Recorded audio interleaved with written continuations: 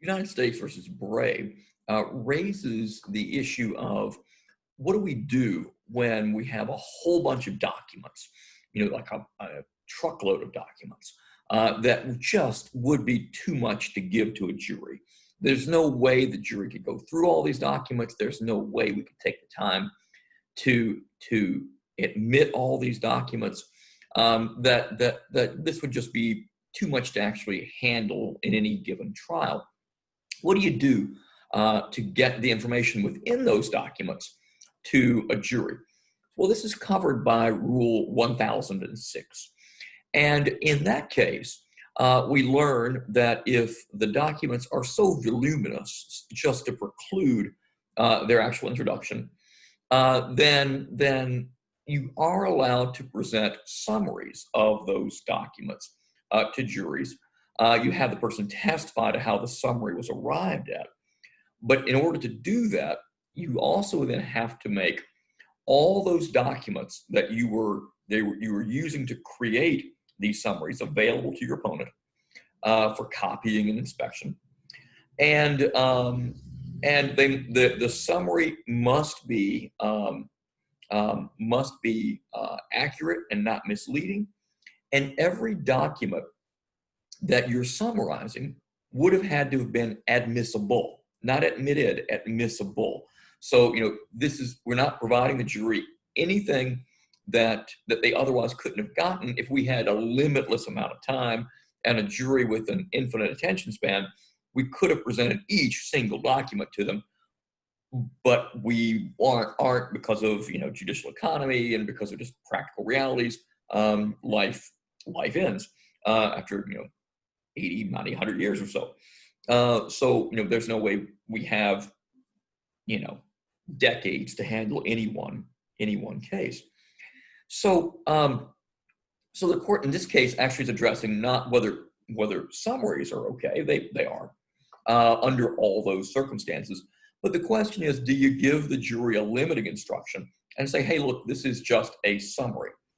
And the answer is no, if what you are doing is summarizing all these documents in this accurate way that you provided your opponent, which the opponent to the documents have been provided the opportunity to inspect, to copy, et cetera, and this is offered in lieu of the underlying documents. There's no reason to limit it. This is the documentary support for the conclusions in the much larger group of boxes. If, however, what you're doing is you've given a whole bunch of documents to jurors, and then after that, or in the process of that, you're summarizing those documents, whether on some kind of spreadsheet that populates as you're presenting them in court, or even just old school with a chalkboard. This actually used to be the way you do it, and you still can. Then you would ask for, if you were the other side, and would get a limiting instruction saying that this is only demonstrative evidence. This is only like argument that the lawyer is producing for the side that's introducing these arguments. And then what if you get a hybrid?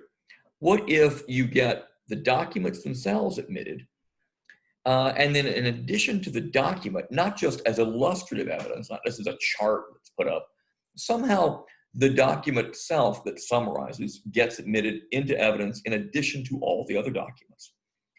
Then an instruction would be appropriate that would say, in effect, you've received, Exhibit 5. Exhibit 5 purports only to summarize Exhibits 1, 2, 3, and 4.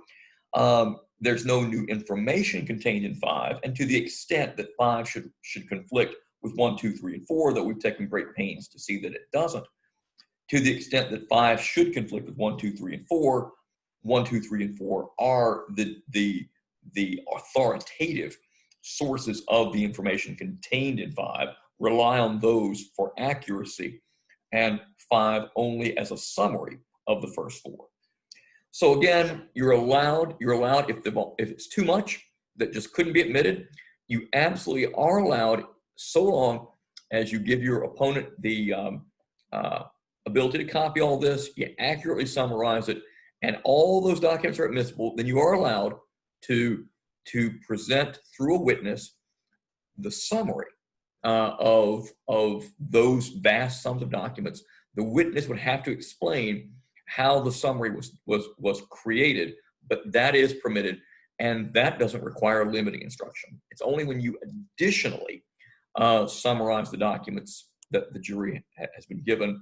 At that point, the judge will offer an appropriate limiting instruction saying either this is solely demonstrative evidence that you've seen, don't consider it as independent evidence, or if admitted as an exhibit, it is merely duplicative of the things you have already seen.